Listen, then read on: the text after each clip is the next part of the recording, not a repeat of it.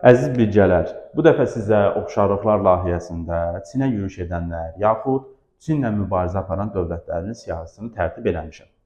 Birinci növbədə biz türk dövlətlərindən başlayırıq. Burada Böyük Hun dövləti istər Teoman Tanhun dövründə, istər sonra Mete Tanhun dövründə Çinlə mübarizə aparmışdı, Çinə yürüş təşkil eləmişdi. Birinci Göytürk dövlətində Muğan Xaqan dövründə Çinlə mübarizə həyata keçirilmişdi və Çin özündən asılı salınmışdı. İkinci Göytürk dövlətində Qapağan Xaqan köhnə kitablarda verilirdi.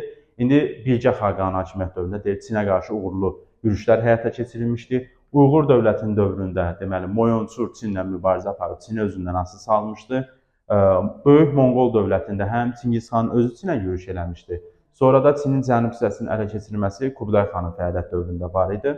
19-cu əsrdə Çinlə mübarizə İngiltərə, Fransa, ABŞ dövlətləri üçün oxşar xüsusiyyətdir. Bunu tiryək müharibələrində yaxud da Tayfinlər hərəkatının yatırılması zamanı müşahidə eləmişik.